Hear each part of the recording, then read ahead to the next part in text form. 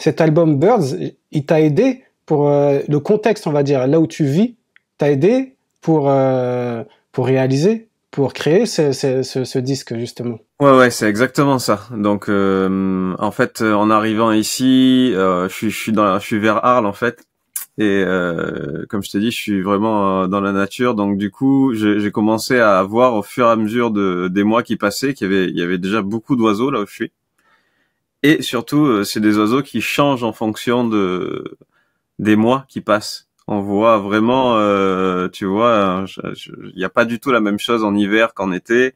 Il y a des cris différents, voilà, on voit passer des oiseaux différents, il y a des migrations différentes.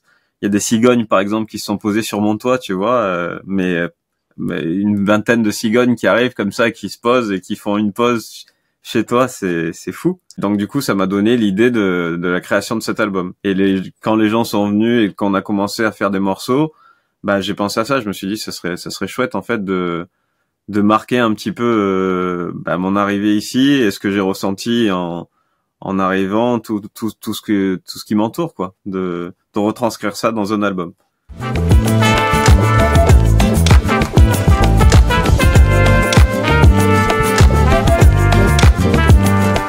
C'est en discutant avec toi, du coup, j'ai une question là qui m'arrive, qui n'était pas prévue, mais tu m'as dit que t'as vécu la vie parisienne, et puis après il y a eu le Covid, et là du coup Oui. t'as basculé dans le sud.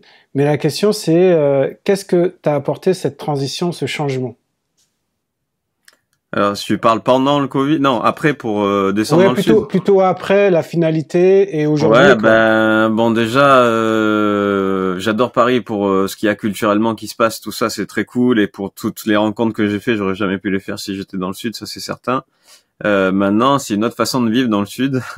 C'est plus, je pense, plus détendu dans le sens où les gens sont moins pressés. Bon, alors des fois c'est à double tranchant parce que si t'arrives et que t'as envie tu vois, de faire des trucs rapidement, ça peut être un peu un frein. Mais moi, je suis dans une époque de ma vie où j'avais envie de ça. Il faut savoir que je suis très posé, tout ça, mais en vérité, je suis quand même un peu speed. T'es un faux J'aime bien posé en quoi. fait répondre aux gens avec qui je travaille assez rapidement, que enfin il y a rien qui traîne, tu vois, quand il y a des choses à faire, je suis toujours le premier Tu sur le. commences et tu termines quoi. Ouais, exactement. Je suis toujours le premier sur le qui-vive, tu vois, et j'avais envie un petit peu de baisser d'un cran quand même et de me poser un peu plus. Et je pense que aussi dans cet album ça se ressent. Tu vois, je pense que tous les morceaux sentent un petit peu. Il y a des morceaux qui sont à un BPM rapide, mais quand même beaucoup de morceaux sont lents, posés. Ils sentent un petit peu le soleil aussi, à mon sens en tout cas, tu vois. Et puis surtout, on a utilisé en fait tous les éléments qu'il y avait dans le studio. C'est un peu ça aussi, tu vois. C'est que tous les morceaux ont une base ça a été fait ici avec la guitare du studio, le Rhodes du studio, voilà. Et c'est vraiment euh, un truc qui s'est passé dans tous les gens qui ont participé sur l'album. C'est vraiment des gens qui sont venus et qui se sont imprégnés de l'endroit, tu vois. C'était important pour moi de pas faire des choses à distance qui veulent rien dire ou quoi, où il n'y a pas vraiment d'échange humain, tu Mais vois. là, on est à distance, hein, et pourtant on arrive à échanger, hein. Oui, mais je parle pour faire des morceaux. Non, pas de souci. D'ailleurs, tu disais tout à l'heure que tu avais besoin de te poser, d'être moins sur le qui-vive, justement.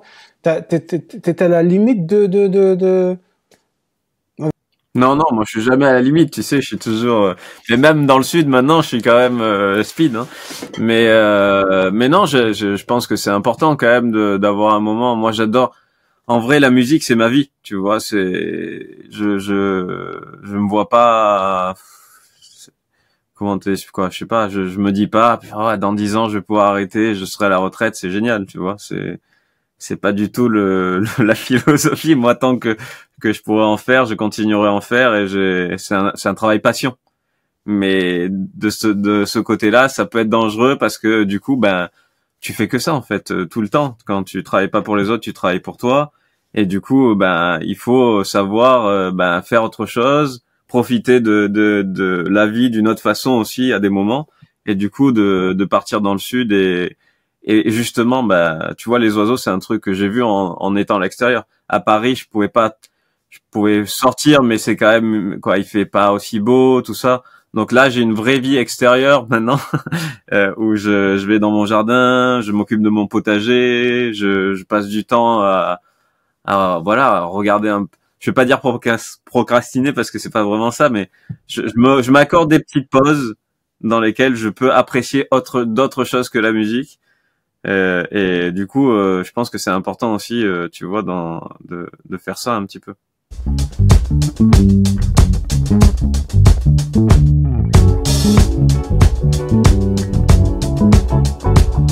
D'ailleurs, si on revient sur l'album Birds, euh, tu le décris un peu comme une ode au style lo-fi. Alors, c'est quoi le style lo-fi? Moi, le style lo-fi, ça me fait penser, tu vois, aux playlists là, de Spotify où il y a justement, Ouais, ils la appellent des fille. playlists Non, lo-fi. moi, je le vois pas vraiment. Alors, je le vois pas vraiment comme un truc, une ode au Lofi, puisque là, en fait, pour moi, c'est l'évolution de l'album que j'ai fait avant, tu vois, qui était Flares, qui était lui plus justement dans ce style-là, si on peut dire que c'est dans un style, ce style-là. Après, si on veut parler de ça, pour moi, ce style-là, il existe depuis super longtemps. Il y a quelqu'un qui a mis un nom depuis dessus, mais en vrai, ce style-là, il existe depuis très très longtemps, tu vois. Il y a des Madlib faisait déjà du lofi à l'époque pour moi, tu vois. C'est-à-dire que c'est un truc pas forcément avec la meilleure qualité qui soit, mais qui a un style particulier, qui a une patte, qui a un grain en fait, qui fait que voilà. La SP12, 12 bits, ça peut être considéré comme lofi, tu vois, voilà. Après, moi, là, je suis pas forcément allé dans ce truc-là. Ce que je voulais pour cet album, c'est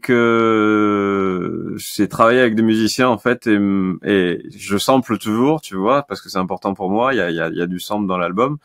Mais ça reste quand même plus de l'accompagnement et de la recherche de texture que du sample qui va être la pièce maîtresse du morceau, ouais, tu vois. Donc